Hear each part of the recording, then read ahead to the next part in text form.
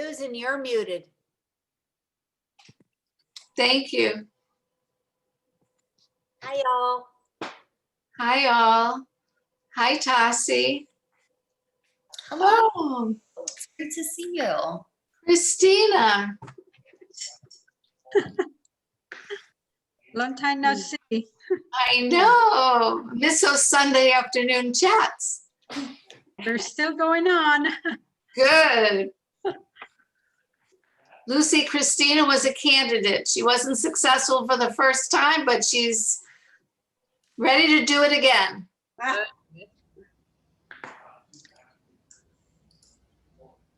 Lucy, Hi.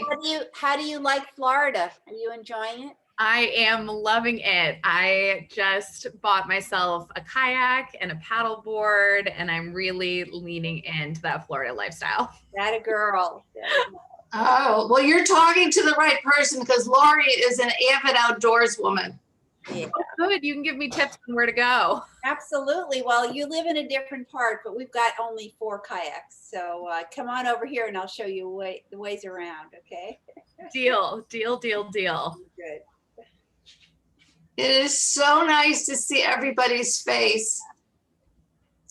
I learned in one of those, how to Zoom better programs that you should always have your camera on, because with communication, 80 to 90% of communication is visual and only about 10% is actual audio. And when you turn your camera off, Amy and Todd and Edna, I'm calling you out. You don't, it's not the same communication experience. So it's really nice to see everyone. Everybody new have faces. Have their wine. Are we gonna do this with wine tonight or not? I don't trust myself. I have water.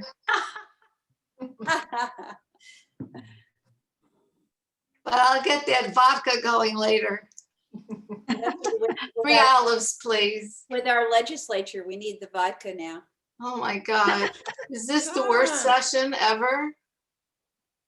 It just gets worse and worse. Yeah. Lynn. Hi, hi, Lynn and Tracy and Lee. Oh my goodness. And new faces. Hello, everybody. I'm not really sure what I'm doing, so I want to know what the conversation is. I'm not sure. Cecily, it's so nice to have you with us. We're just sort of hanging out till we start at 6. We're kind of casual, so it's really nice to just see faces. I met Cecily on a Zoom call where she was the moderator on a social justice conversation with Chris King and Cecile Schoon, if I recall, right? Correct.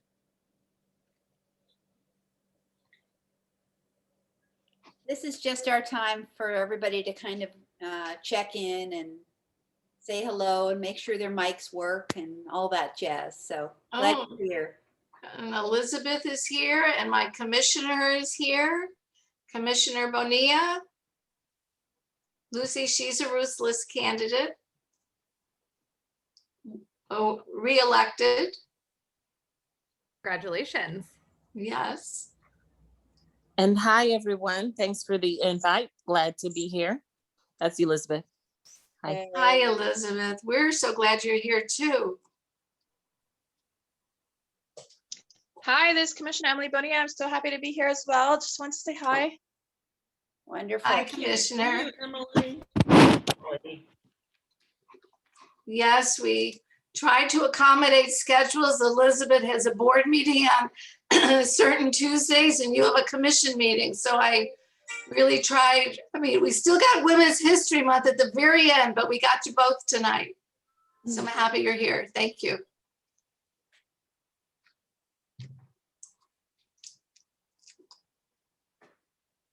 Where'd Tasi go?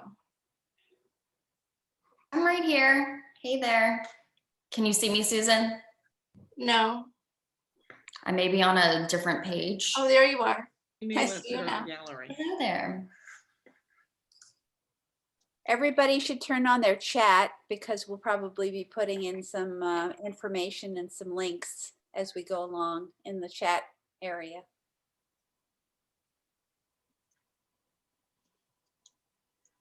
This is when we start serving Is the it wine. kosher if I give a plug for something for Planned Parenthood?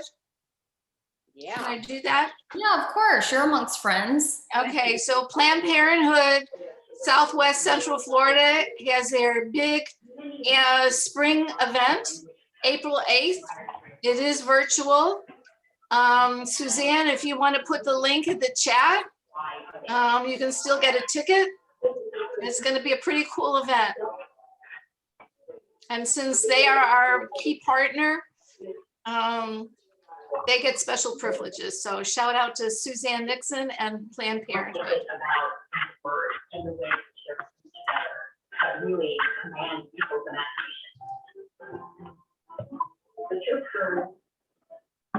Somebody needs to mute.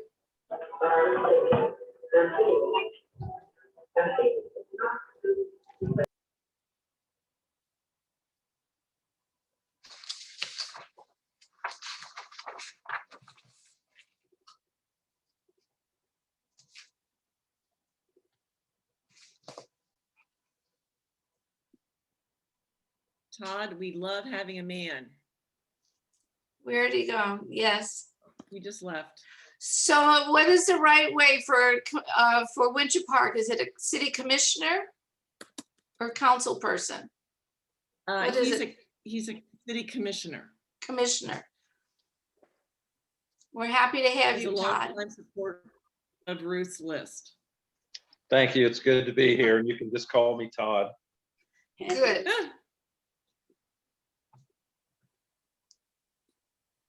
Okay, 2 more minutes.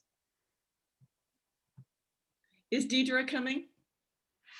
Deidre is moderating a political discussion sponsored by the Seminole County League of Women Voters this evening with Anna Escamani and Lynn. It's one of the commissioners, Adrian Hare. How do you say? I don't know how to say her name. Yeah, it's Andrea Her. Thank you. Yeah. Mm-hmm.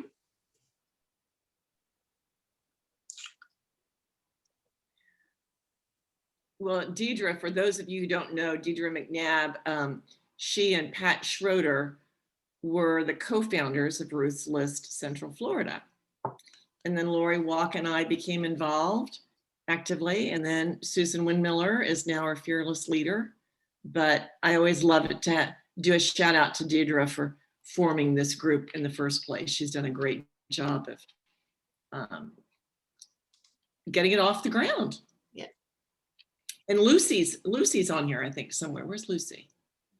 I'm here. There she is. Lucy, this is especially fun to tell you kind of the background of, does everybody know? I'm jumping ahead, Susan. I'm sorry. I'm a firstborn. That's okay. Do that. Tasi's going to start. So you're taking Tasi's thunder, but that's quite all right.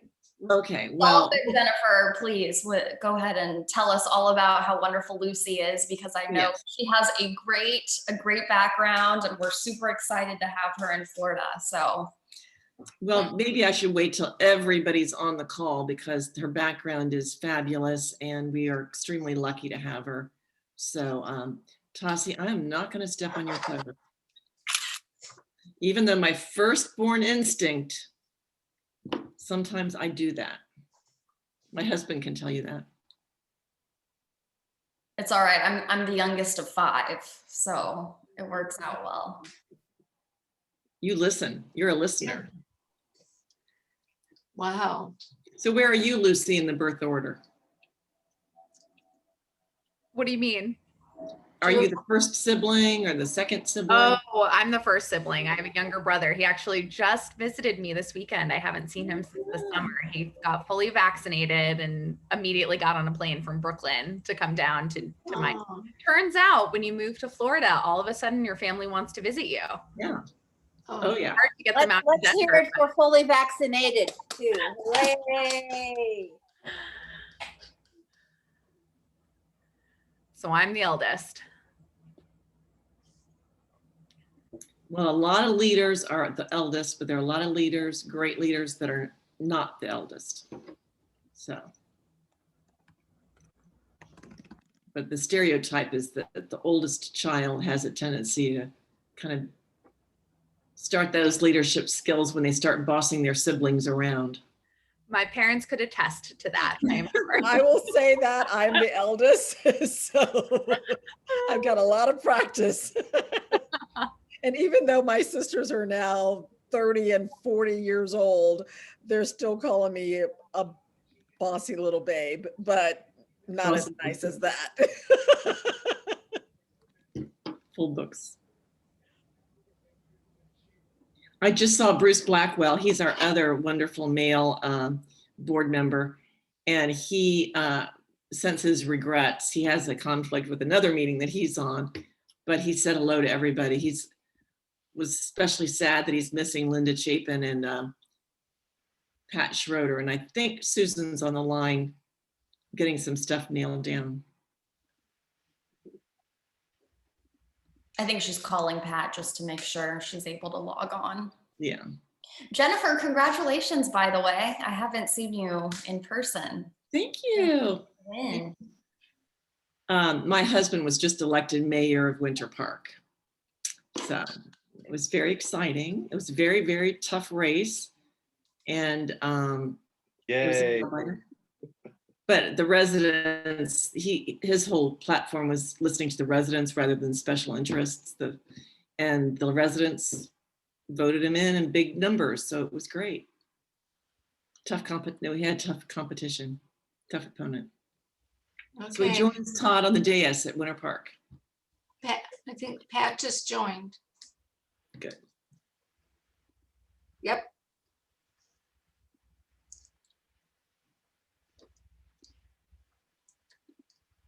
And also, Pat- Jennifer Pat- worked so hard. When you're getting calls from people at 10 o'clock at night, 8 o'clock in the morning, you know they're just working their tail feathers off. So it was well earned. Congrats, Jennifer. Thank you. Thank you. Oh, there she There is. she is. Here now. Congresswoman. How are you? Hello. My inspiration. Oh, yeah, right. You were, All of ours, I think. all of us. Oh, that's great. Well, we've just got to keep going. Yeah, especially now, right? You know, I keep hearing things that really puzzle me. I heard that 72,000 people in this state voted but didn't put anyone's name in for president. Wow. And another 14,000 wrote in Mickey Mouse or something like that. I mean, why would you go to all that trouble to show up and vote to do that? I also saw today that 31 of those arrested for the insurrection are from Florida.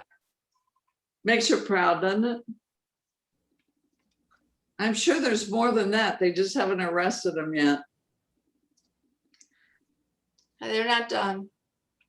This place is filled with angry white men. I just wonder if all those men were 31 black men, what the difference would be. Oh, isn't that the truth? They'd be in prison forever.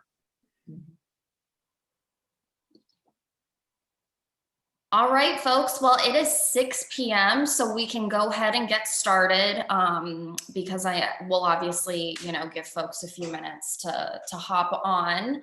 But just want to say hello and good evening. And thank you for joining Ruth's List of Central Florida tonight for our Women's History Month celebration. Women's History Month is one of my favorite months of the year, and I am so thrilled that we are joined by incredible panelists tonight for a great conversation about women in politics, both past and present, and of course, hoping to see great things in the future. So it's great to see so many familiar faces on here. My name is Tasi Hogan, and I am a government and public affairs consultant with the Southern Group here in Orlando. But I have previously had the privilege of working on nearly 20 campaigns in Central Florida, including the Clinton and Biden campaigns, along with the campaign of one of our panelists tonight, the lovely Amy Mercado. I will say I apologize ahead of time if I call her rep. During tonight, she was a House rep for a long time, so it's just a habit. And although she is no longer a rep and is now a property appraiser, I still call her rep. She's still rep in my phone. So apologies ahead of time if you hear me say rep. Just one housekeeping item. I know we have been doing these Zoom events for a year, but if you can please keep your mics muted when you're not speaking, that would be wonderful. And also our panelists will be able to see your screen if they're looking at it from gallery view. So don't be afraid to clap and snap for people.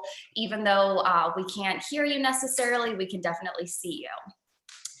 All right, so we are coming up on the end of Women's History Month, so we are thrilled to have you here. The theme of tonight's conversation is making history as we forge new paths. And so it's just great to be here with amazing women who have helped shape the political landscape for women in politics. Before I introduce our panelists, I'd like to hand the Zoom over to the CEO of Ruthless Florida, Lucy Sedgwick. As many of you know, Lucy joined Ruthless earlier this year. She's a phenomenal woman who has dedicated her career to building movements and training the next generation of Democratic leadership. And most recently, she actually led Colorado's Abortion Access for All campaign. So we are thrilled to have her here in Florida. So please give a warm welcome to Lucy Sedgwick. Thank you so much. And I see all the hands clapping, which is nice. I'm glad that we're able to do this where we can actually see everybody's faces. I'm just so honored to be here with you all in community tonight. I know there are quite a few people on this call that I've already had a chance to speak with, and pretty much everybody else you're on my list to call. So if I haven't called yet, I'm only 2 months into the job, and I promise I will be calling soon. I am just so grateful, first of all, to Susan for her leadership in Central Florida and so many other women who are on this call today. In particular, I want to mention Jennifer Anderson for her leadership and Lori Wack as well for just everything that they have done to make Ruth's List what it is today.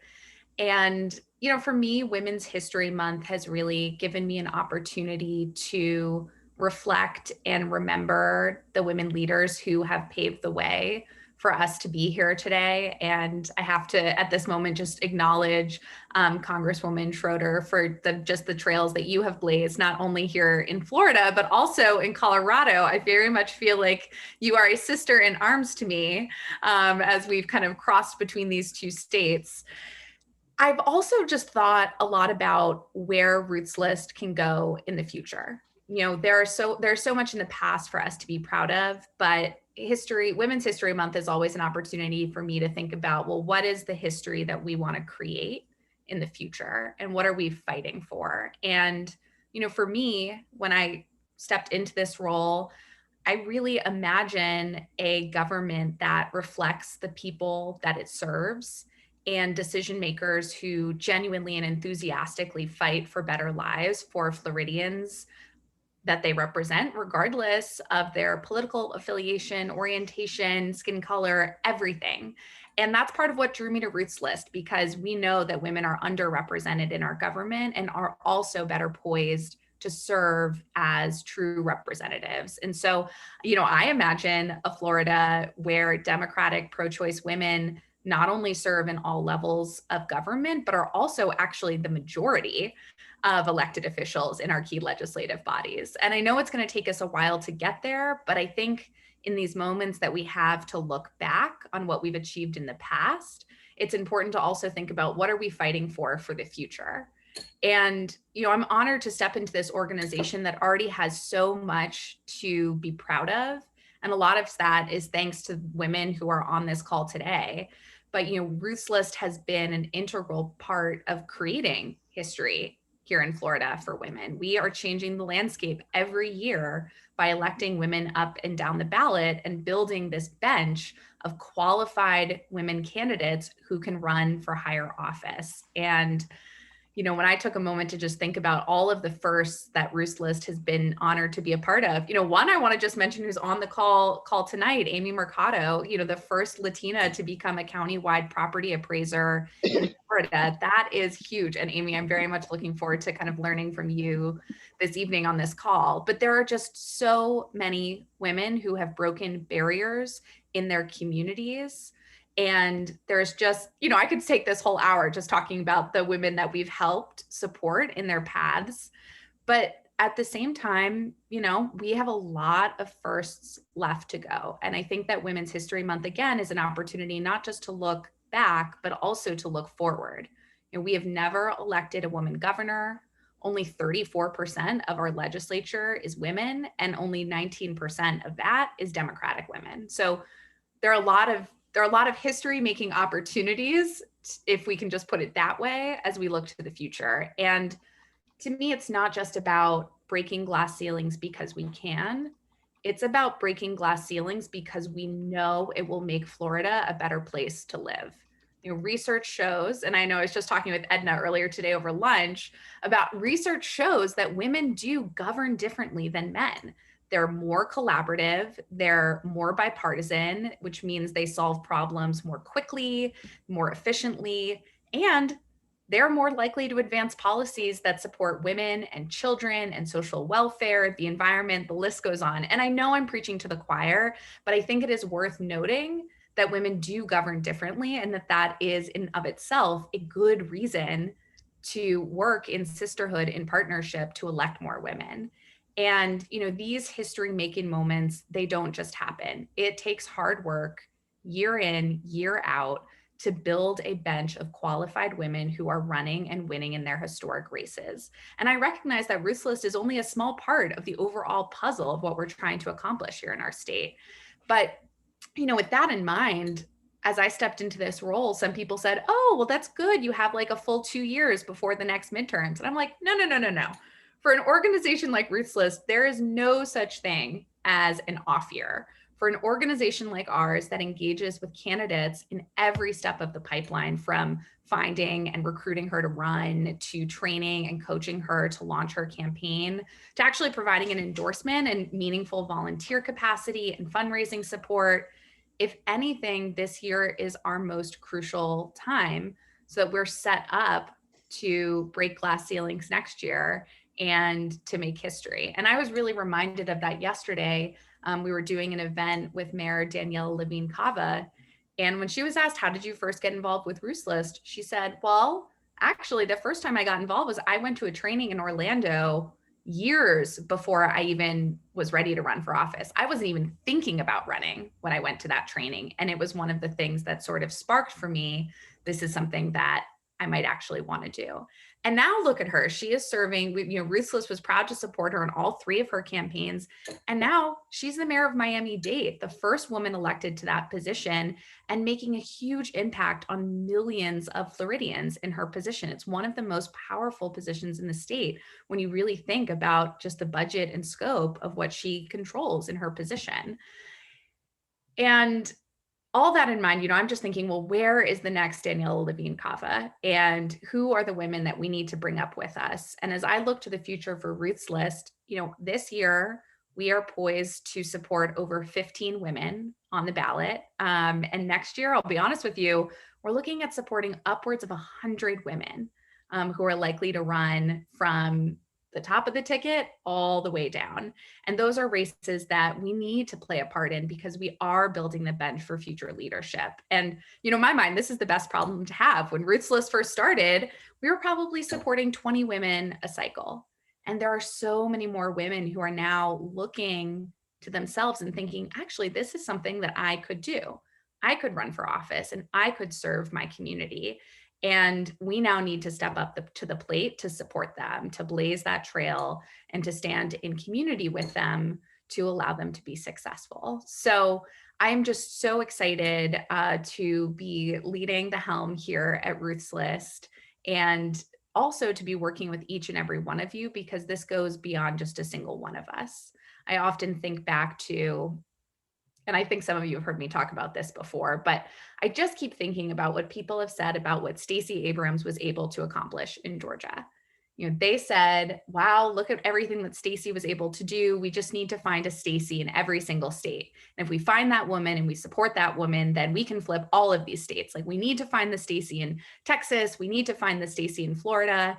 And I think that Stacey Abrams would be the first person to tell you that she did not do it alone, and that it was a community of organizers, activists, donors, politicos who all came together to flip Georgia.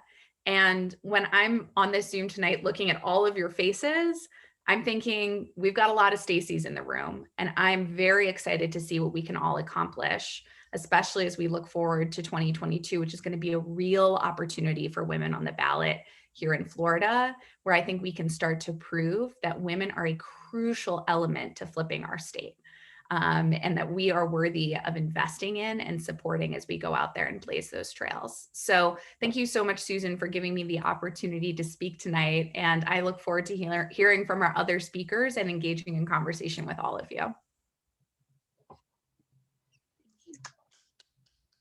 I'll unmute so you can at least hear my clap. That was wonderful. Thank you, Lucy. Always very inspirational to hear from you. Although this is actually the second time for me, but I love everything that you've done previously, and I'm just very, very excited to have you here in Florida, because everyone on this call knows we need competent leadership. And it is a fight in Florida. So thank you so much for being here with us and helping us put up the good fight. I also want to say that while you were speaking, I think I saw Alex Sink jump on, the Honorable Alex Sink. She is actually the former CFO of Florida and Ruthless founder. So I don't know, Alex, if you are in a place where you can speak and say hello. Oh, I see your smiling face, but I saw you come on, and so I just wanted to say hello. It's so great to have you here.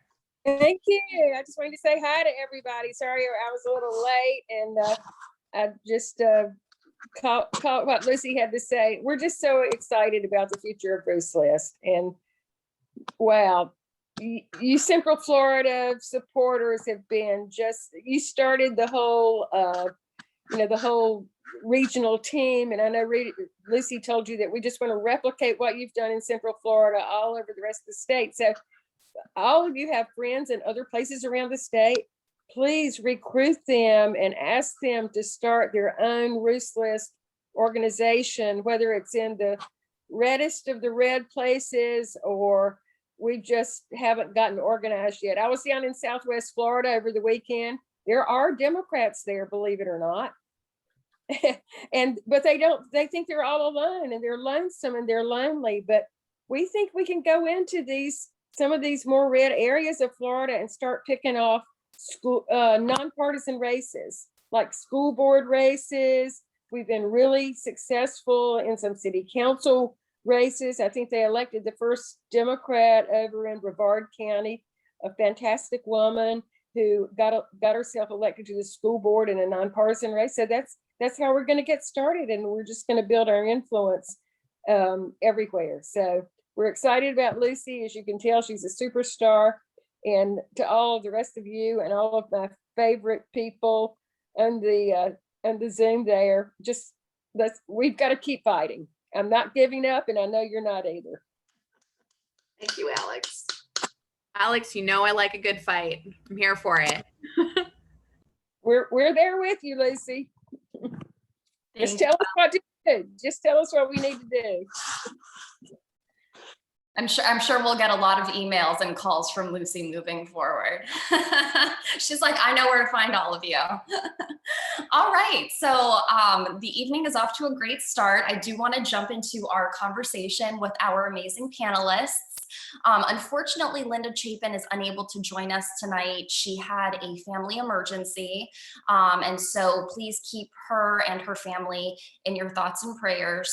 And, you know, she obviously sends her regards and is very disappointed that she can't join us, but we all know family comes first. So please just keep her in your thoughts. If you have her number, you know, send her a nice text so she knows you're thinking of her. You know, we gotta support our women during hard times. So anyway, I'm very sad to not have Linda with us, but the good news is we still have 3 amazing panelists tonight, so we will jump right into it. So first and foremost, we are joined by the Honorable Pat Schroeder, as we all know, Colorado's first Congresswoman. Now, I could spend honestly the whole hour reading our panelists' bios because they have accomplished so much, but I just want to focus on a few key highlights just in case there are folks on this call who maybe haven't read the Congresswoman's bio or Sheyla's bio or Amy's bio. So just a few key highlights, but we'll obviously hear a lot more from the Congresswoman moving forward.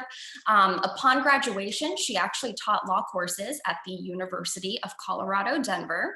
She represented Denver in Congress from 1973 to 1997. She worked as an attorney at the National Labor Relations Board, and if that is not enough, she also taught at Princeton in 1997. More recently, she has served on the League of Women Voters Board for about 4 years and has also served on the National Common Cause Board for 6 years. So please give a round of applause for the Congresswoman. All right, and up next, we are joined by the Honorable Amy Mercado, as you heard, Florida's first Latina property appraiser. A few highlights: Amy was raised in the Bronx, but has actually called Orange County home since 1996. For 4 years, she represented the people of House District 48 in the Florida legislature, where she also served as the ranking member of the Ways and Means Committee, which we all know is a huge deal. And she also most recently served as the Director of Operations for the U.S. Department of Agriculture's National Mango Board. So please welcome Amy. Give her a round of applause. All right, and last but not least, the lovely Sheyla Asencios, who is the District Director for Congressman Darren Soto and also my former colleague on the Biden campaign. Now, something about Sheyla, she has never held public office. However, she has worked in the political space for her entire career. So she brings a very unique perspective to this conversation, having that political background, that political acumen, and also being a minority in Florida politics. Before joining the Congressman's office, she served in a political capacity with the SEIU Union, Gillum King for Governor, For Our Future, and the Florida Democratic Party. And as I mentioned previously, she served as on the Biden campaign as the statewide coalition's co-director, which was no easy feat. And she has also been recognized by the Orlando Business Journal as a woman who means business. So please give a warm welcome to Sheyla. All right, so we are going to jump into it. Really just want this to be conversational. Don't want it to be too structured or formal, but we do have a few really great questions lined up. Thank you to everyone on the board who sent their questions. I try to incorporate as many as possible. However, we'll see how many of those we get to given our, that we need to be done at 7. So as we heard Lucy say, many of us believe that electing women is the path to a better future for all Floridians. First of all, we outnumber men, but more importantly, I think we all agree that we approach politics in a more rational, pragmatic, and effective way as well. And in Central Florida, we've had great success in electing women. If you think back, you can think to Linda Chapin, Glenda Hood, Alex Sink, Betty Castor, and now we look at our Orange County Commission and our school board, which are all women, which is amazing. So jumping into this conversation for tonight, for our panelists. To what do you attribute this success, and how do you think we sustain the success moving forward? And I will just open it to the three of you. Go ahead and chime in. Otherwise, I can pick on folks one by one. I can start if you like. Great. I think one thing, like Tasi mentioned, I have worked in Democratic politics for years now, and I've worked with a lot of the elected officials now on this call, which is an honor to be a part of it. But I would like to answer that question first, because I've gotten the unique opportunity to work in different regions of Florida. And I did that purposefully because I love campaigns and I love being in spaces where cultures are different.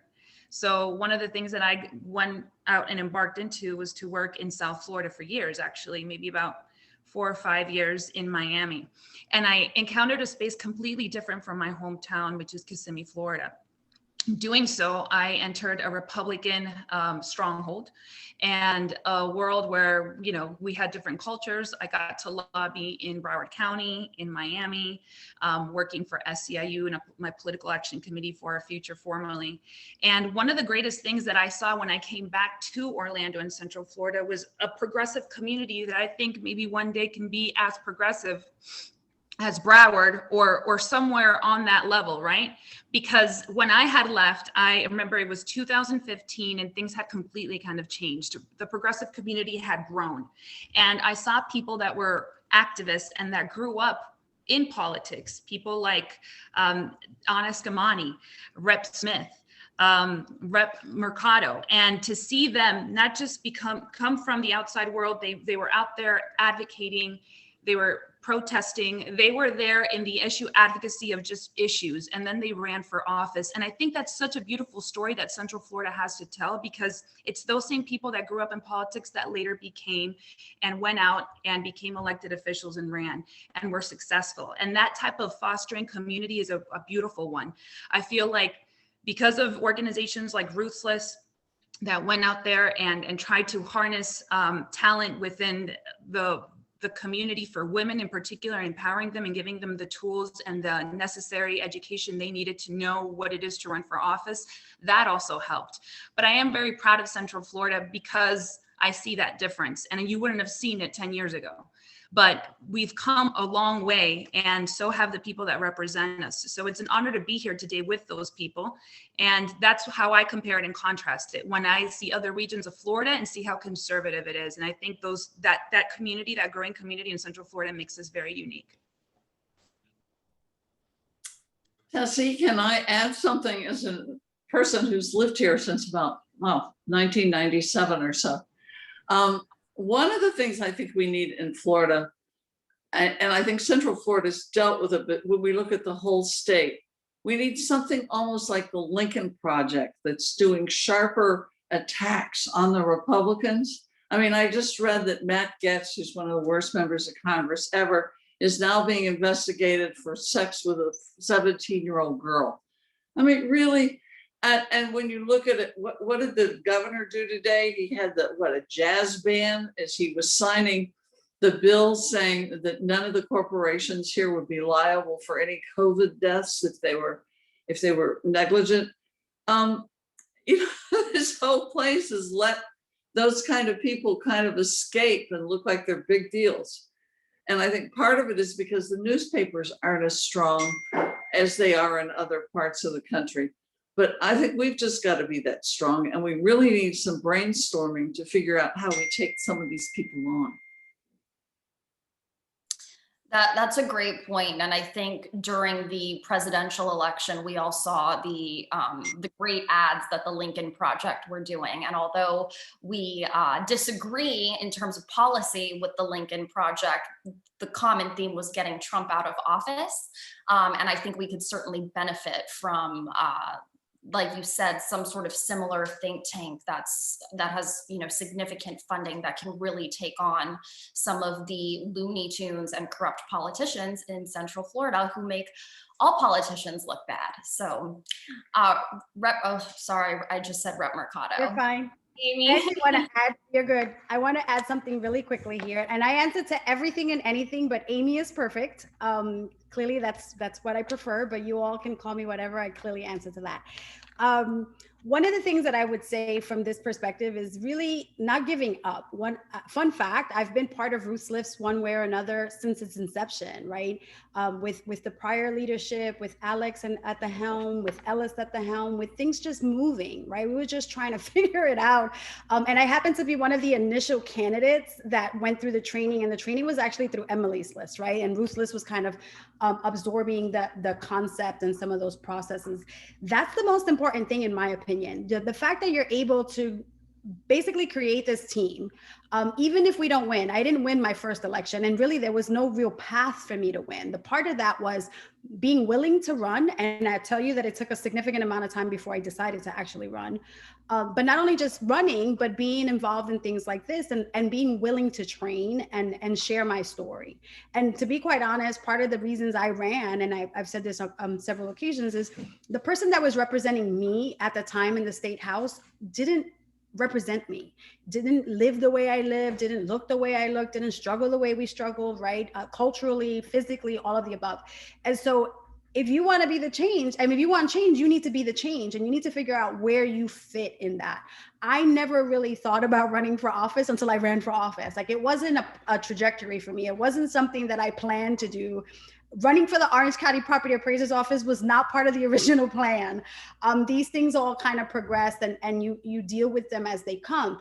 But one of the biggest pieces is this sisterhood that you see next to you. I mean, Tasi has been part of my team. Sheyla's been part of the team. They're part of the family. My mom is actually, I think, on the call as well.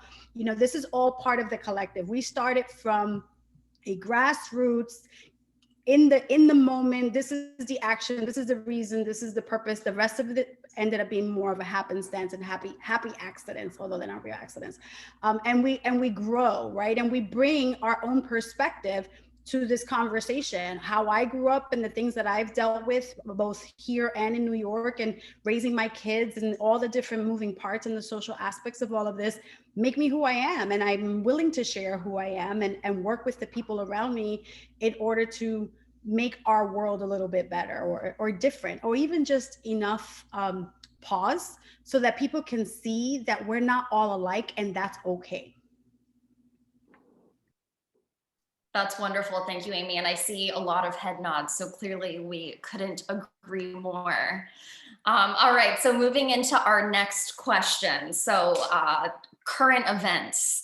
When we look at the terrible legislation that is coming out of Georgia, and now we see this terrible legislation that's proposed in Tallahassee.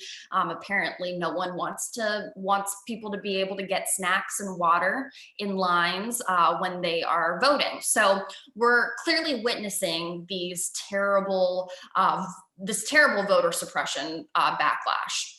And many believe that it is out of fear of powerful white men starting to lose some of that power. So how do you think we as women should respond to this? I'd actually dig in here for a minute, if you don't mind. Yeah. The best thing that I say we need to do is not only lean in, but push further and push harder.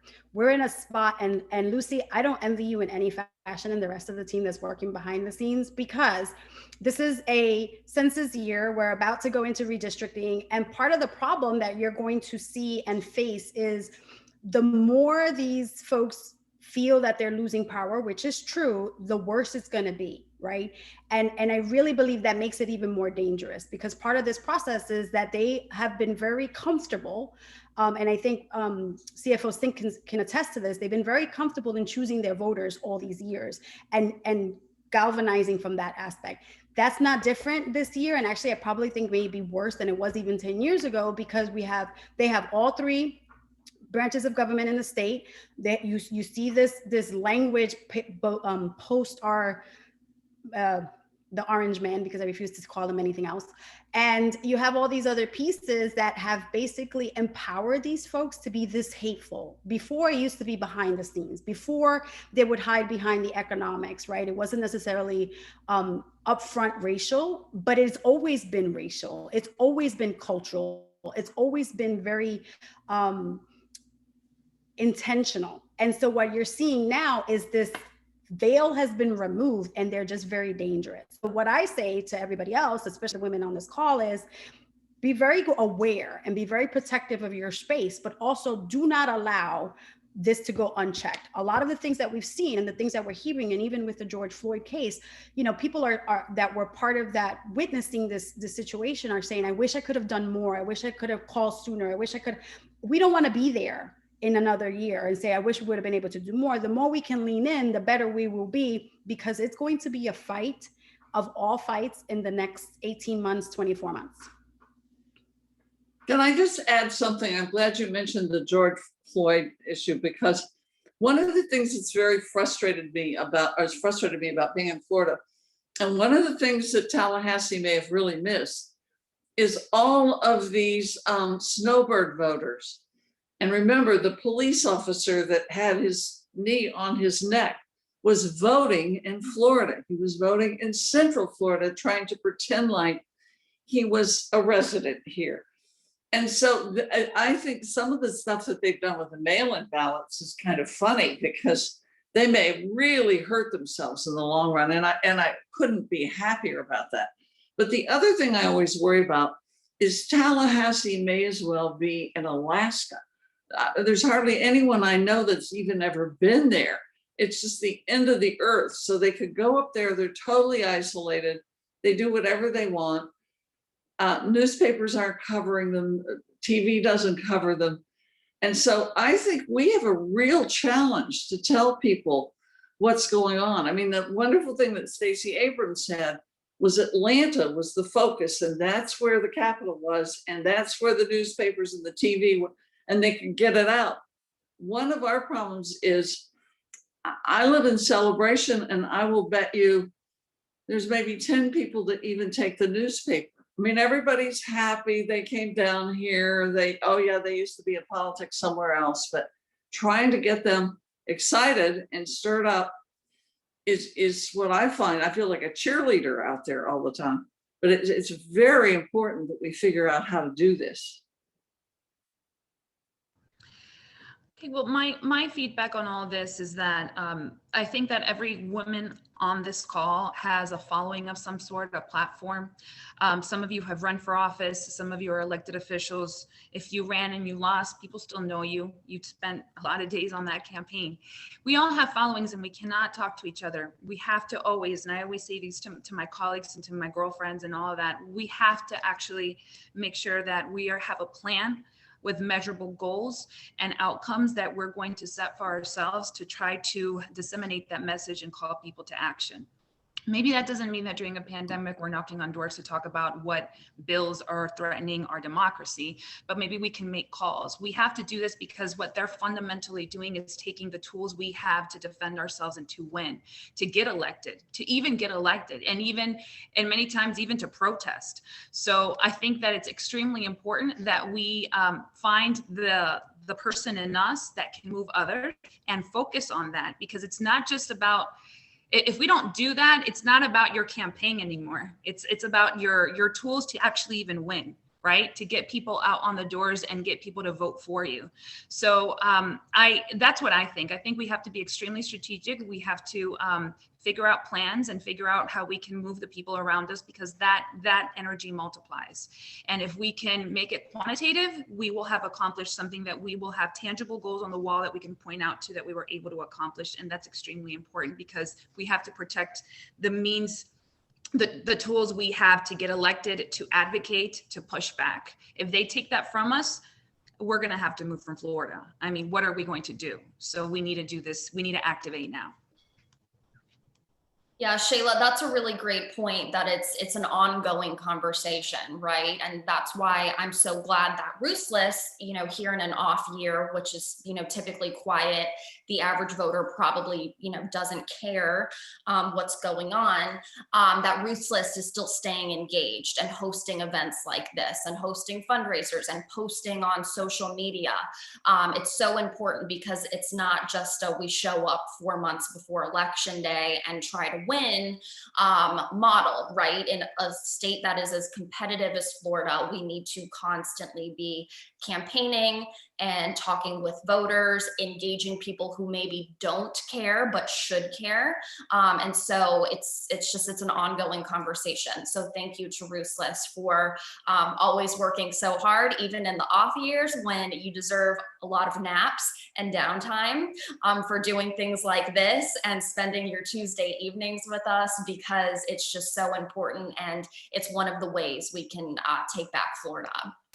So want to shift gears a little bit. Sheyla, you touched a little bit on the importance of being engaged as a candidate and growing your network as a candidate. And so there are several women, and I think a man or two on here, who either hold office, have run for office, or are considering running for office. So this is a little bit of a softball Ruth's List question, but I think it's very important. Besides attending the candidate training classes that Ruth's List provides free of charge, what are some things that potential candidates should prepare for? And do you think there are specific things women should prepare for as candidates? Am I going first? Sure. Yes. Okay. I've mentioned this on the last Ruth's List meeting that we had back last fall after the election, when some of the ladies that we had on our call that are part of Ruth's List lost their elections. You spent however time that you did promoting who you are and your values. You don't sit on that. You cry for a day, like my father says, and then you get right back up. Right? Because you've already disseminated your name for however long you have. You have raised money and you've invested in your campaign and in a movement. And we cannot succumb to our emotions. I know that our emotions make us passionate women. I'm one of them, but you have to keep going, particularly in that moment, because that's when people remember you the most. And I am approaching it as from a very pragmatic purview. You use that to your advantage and you use that momentum to continue going. I also feel that as women, we're going to be attacked in all ways, that some ways we won't even expect or see coming, because that's just the nature of things. But I want everybody to always dare greatly and to not fear being vulnerable at all, right? Dare greatly and don't be vulnerable. Expect that. And you know what? Even expect to lose if that's the fear. There's no fear in this. You have to be fearless. And I say that from the heart because I've seen it. I know that when you really want to do something for anybody, be it anything, run for office or any other thing that you want in this world, and you put your heart into it, and if it falls, it hurts. But you need to use that momentum and you need to keep going. Oh, we lost you. Sheyla, we lost your audio. We can't hear you. We can't hear you. Sheyla, we can't hear you. I'm like, I still see the lips moving. Amy, did you want to chime in? Because I think I follow where she was going anyway. But part of this is you see this young lady here. We've been trying to recruit her to run for office for all kinds of things. I actually tried to recruit her to run for my seat when I was leaving and going to the Orange County Property Appraiser. Yes, I'm putting that out there.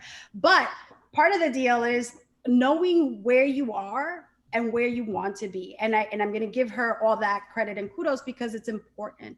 At that moment, when I was talking to her and talking to a few other ladies that I thought would be great candidates for my position, for example, part of the deal was you need to know, especially as a woman, especially younger women as well, where you are and where you think you want to be, because it's never a linear space for us, right? I jokingly said it during my oath of office. I mean, it doesn't matter how you get there. I've gone around in circles on several occasions in my life, zigzagging my way forward. But the point is to move forward.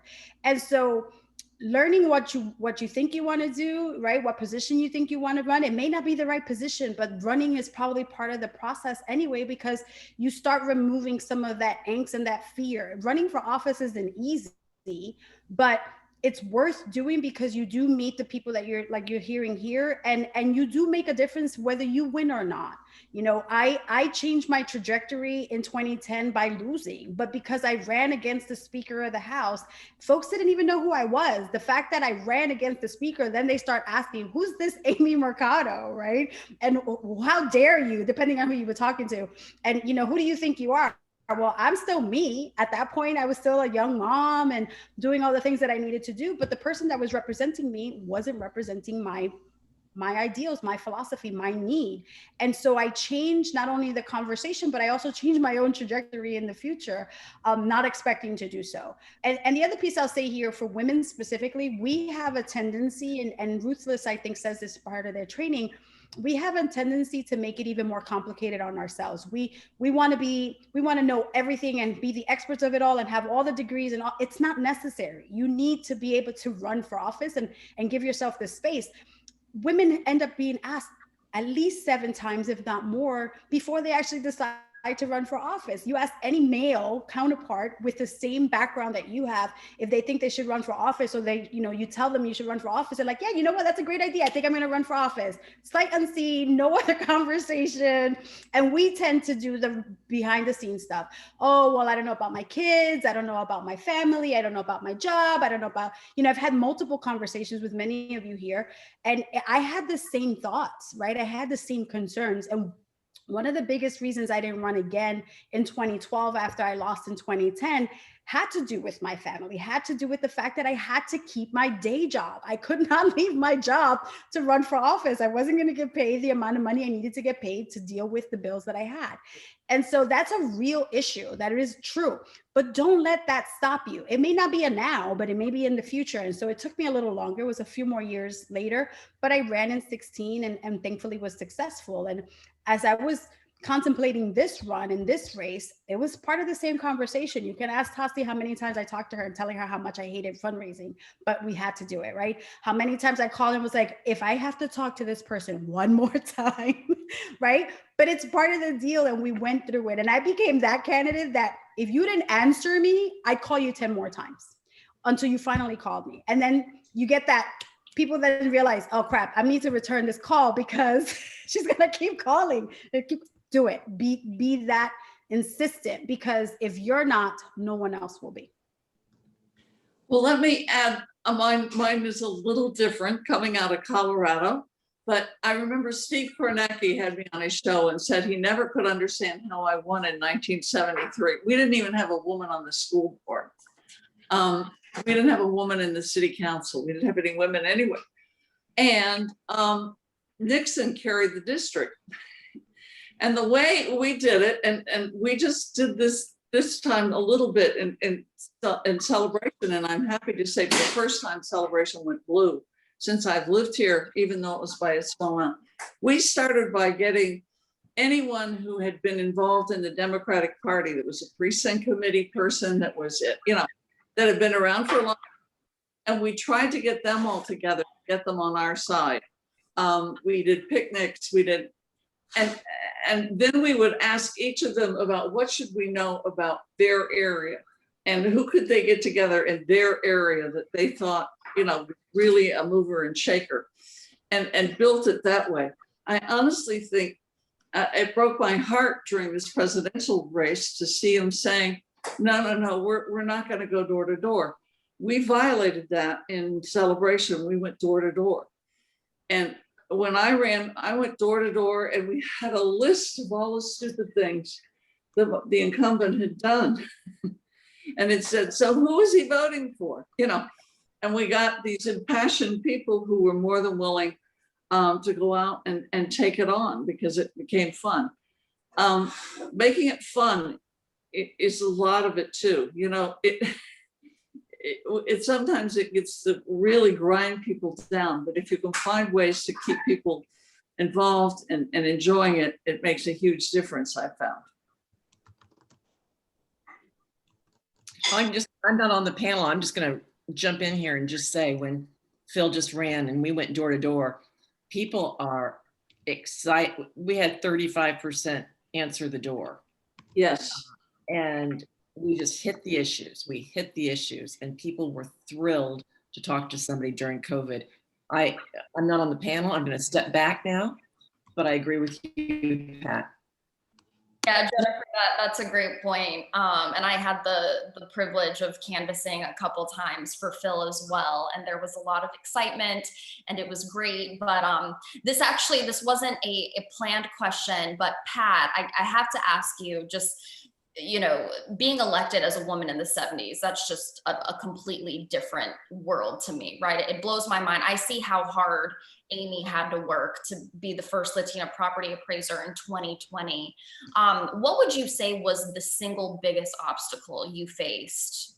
And I'm sure you have a list of probably 550 things of your biggest obstacles, but I couldn't get off this call without asking that.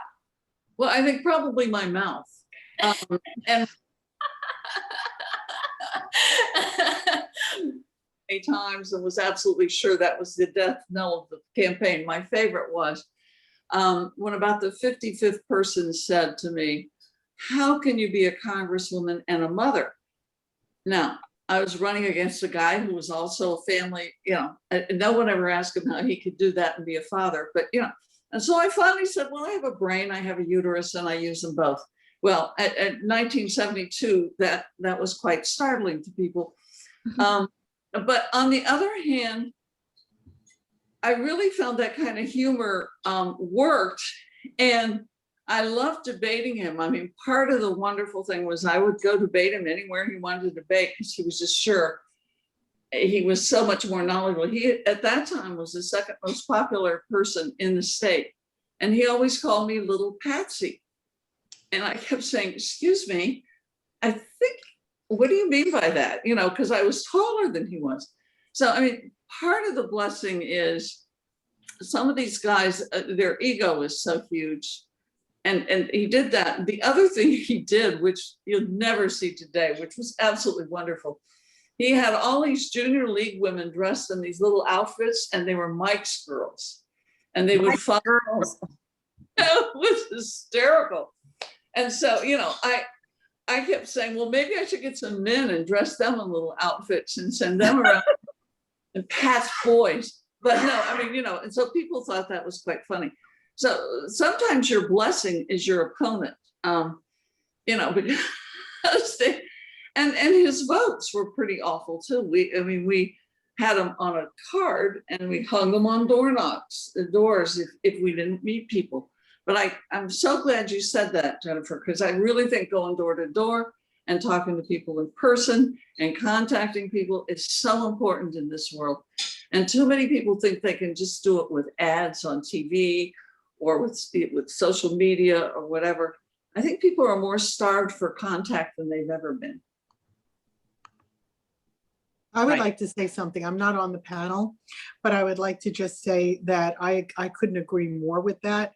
Lynn, Moira, who's on this call also, and we are the chair and vice chair of the Seminole Democratic Party.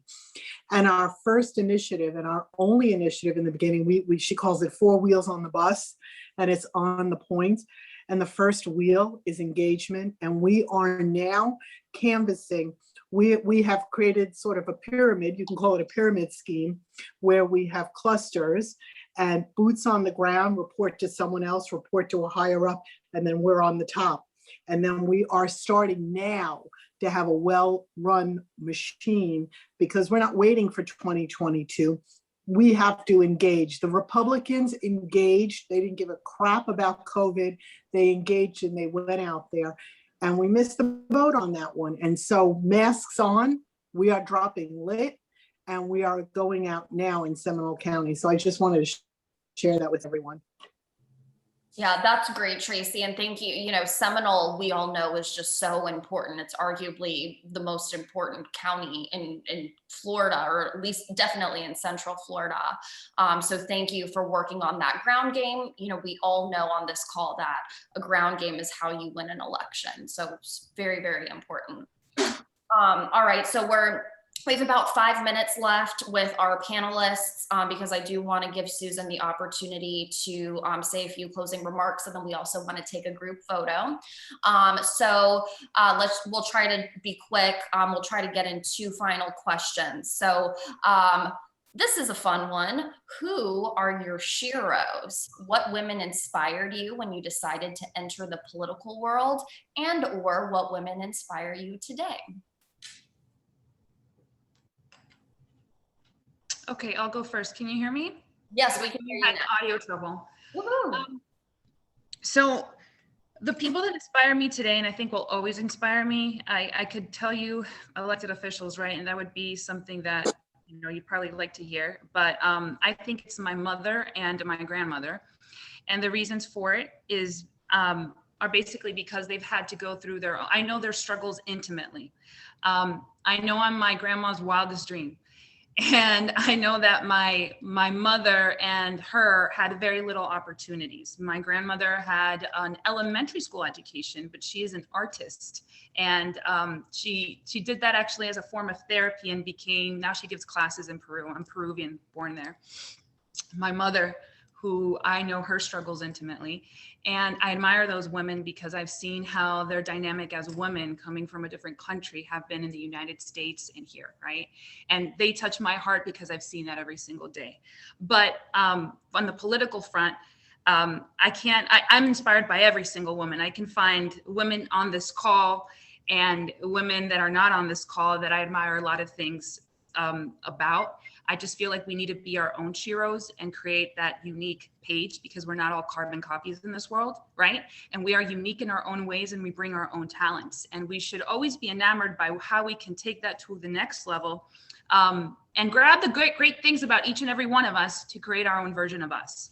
You have to be your own shero and you have to go out there and get it because that's how you become unique, right? And different and somebody else's inspiration. But that's basically it. And on the family front, I do say this, I admire my family a lot because they did the most with opportunities they had.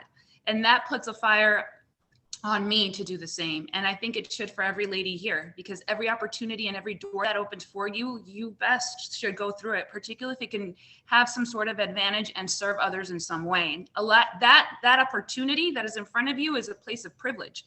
Because people like my family and their humble beginnings, they weren't even able to do that. They just had to survive every day and get by. So I encourage every single lady here that it has a network, can run for office, has run for office, or is a current elected official to have that fire in them to keep going because there's so many women out there whose own daily struggle is to survive an abusive relationship or to immigrate to a new country, not know the language. There are so many struggles of so many women that they are multifaceted, particularly now during the pandemic. And I know this firsthand because I'm from a district that is suffering right now the most than any other county, I think, in Florida. So, you know, having opportunities are a privilege. Take them and seize them. Can I just, as the octogenarian on this group, there weren't a lot of sheroes when I was young. So, but let me move it now to where we are now, talking about sheroes. And 2 years ago, my daughter and her family was moving to France. And I'm talking to my granddaughter who is she's in junior high. And she's saying, well, we live in Montana. I've gone to the same school all my life. My French isn't very good. I don't know anybody there. So I said, so how are you going to approach this? And she said, which tells me how important every one of you are. She said, oh, it's easy. I decided to run for class president because I meet a lot of people and I'd have to practice my French. And she won. I mean, that was even more amazing. But I was thinking at my age, maybe these younger age are different. At my age, that would have been the last thing I would have thought of if I was moving at that age to another country and trying to practice the language and trying to meet some friends. I would have been absolutely hesitant to do that in any way, shape, or form. And to her, it was just, well, that makes all the sense in the world. You meet people, you try your language, and then guess what? I won too. So, it's a threefer. So, I mean, I think you're all sheroes too, and we can't forget that for the young girls that are out there. And women really are making a difference. I think Hillary made a tremendous difference for like my granddaughter and seeing all of that. So that's a real positive thing that's different to when I grew up. When I grew up, it was like Amelia Earhart or Mrs. Roosevelt, but you know, there was no one in Congress. Like what Lori said, you are the Shiro. I'll just add, because my experience, I think, is very similar to Shayla's, and that is, I've said this multiple occasions, and many of you know that the reason why I live in Florida is because of my grandmother. My maternal grandmother is probably the strongest woman I have ever met, with a very limited education. And the fact that she has survived a stage 4 diagnosis for 26 years when her prognosis was 6 months, which is why I live here, is a testament in and of itself. But it's part of that culture and the family piece. So, I mean, I highlight my grandmother, but it was a collective. My mom has been and was just as important and a force to be reckoned with all on her own. And many of you know her. It's what I saw, right? It's what we felt, what I saw, how we grew up. And yeah, my dad's been around and my husband's been around, right? And so we clearly have plenty of men in the family, but the women rule, right? So it was part of the deal. And it was part of our family and the matriarchal feel of our family. Politically, it would be Sonia Sotomayor. I happened to actually go to her inauguration in 2009. And I was a candidate at the time. I can't tell you how that to this day feels like yesterday. And it was amazing. It was amazing for many reasons, clearly, but she grew up in a place where I grew up. She had struggles just as difficult, right?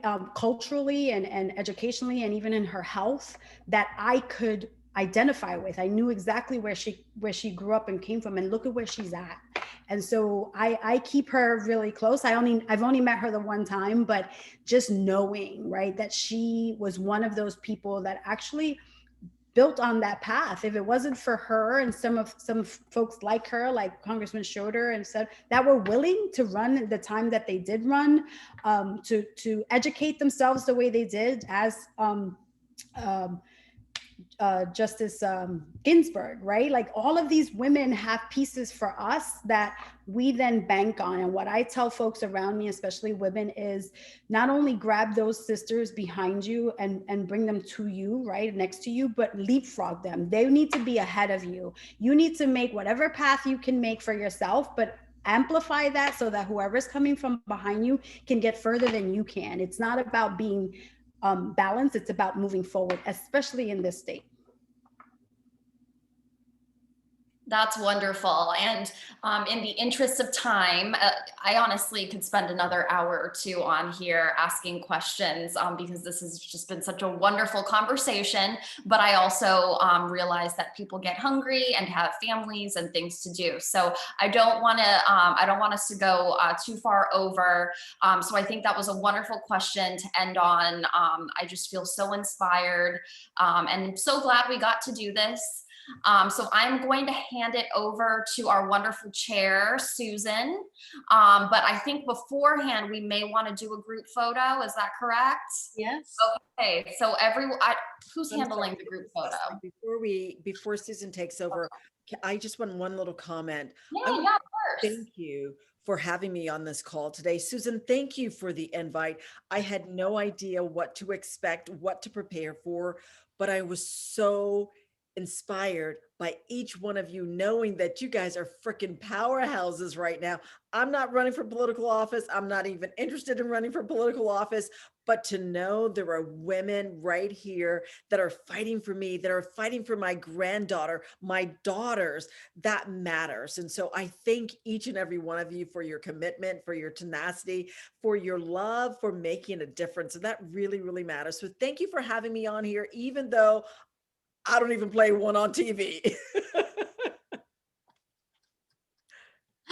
Yes, that's wonderful. Thank you. Actually, let's give everyone a round of applause real quick.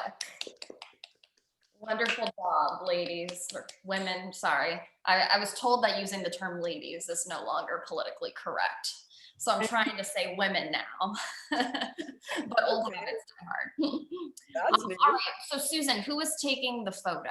Ooh, I don't know. Hey, I'm Anna. I'm with Ruth. Okay. I'm happy and happy to take the photo. So Wonderful. I guess in 1, 2, 3. I'll take another 1, 2, 3. Awesome. So thank you all so much for being here, and I'll give it to the rest of the team here. But thanks so much and have a great night, everyone. Thanks, Anna. Thanks, Anna. All right, Susan, the floor is yours. Okay. Wow, this has been such a fabulous evening. I can't believe the hour is already over. I want to thank all of you for being with us this evening. I want to thank Lucy for her wonderful comments and inspiring us. Pat and Amy and Sheyla, you just make us so proud and so inspired that we just are so glad that you are in our community here in Central Florida and that you were willing to share your thoughts and ideas with us this evening. So thank you so much. And Tasi, you are the best moderator. You really kept us together and kept us moving along and asked great questions. So we want to thank you for stepping up and doing that for us this evening. I'm not sure if she's still here, but I'm really thrilled that Alex Sink, our founder, popped in this evening and was with us and had an opportunity to speak. She certainly is the reason we all got started with this and really got this ball rolling. And I want to thank also my sheroes locally, Lori Walk, Jennifer Anderson, and Deirdre McNabb, because they are the ones who are behind me all the time saying, you can do this, keep going, don't stop. So thank you all. And I just need to say that if you liked what you heard this evening and you want to be part of this, then you got to get with the program and join Ruth's list. I mean, it's really very simple. Become a member, make a donation. We are an amazing sisterhood. And the reason we are so amazing is because we have our candidates' backs and they know it. When women run from Central Florida, we give them a safe space to craft their messages, to learn how to present, to get that special cheerleading push. Yes, Ruthless Florida gives them training and gives them skills, that we have something special in our region that touches our candidates in a way that, well, my friend Marie Woodson, who is a new representative from South Florida, came to one of our events before the general election, and she said, I don't know what you're doing in Central Florida, but we don't have that in Miami. So we have something really special here, and I am so honored to be able to continue this tradition that Deirdre and Lori and Jennifer have started, and that we connect with all of you. But you know, the only way we can do this, ladies and gentlemen, is if we support one another, not only emotionally and politically, but financially. So the website link is in the chat. It's ruthlessflorida.org. Please become a member and help us build that foundation so that we are successful for 2022. There'll be a new event coming up soon. I'm not sure what the date is. Our board is meeting April 7th, so I will let you all know what that date is. Thank you all again for joining us this evening. What a great conversation. Thank you, Susan. You're wonderful too. Appreciate you. Susan. So good to see everyone. Thank you. Bye all. Bye-bye. Bye, everybody. Time for that martini.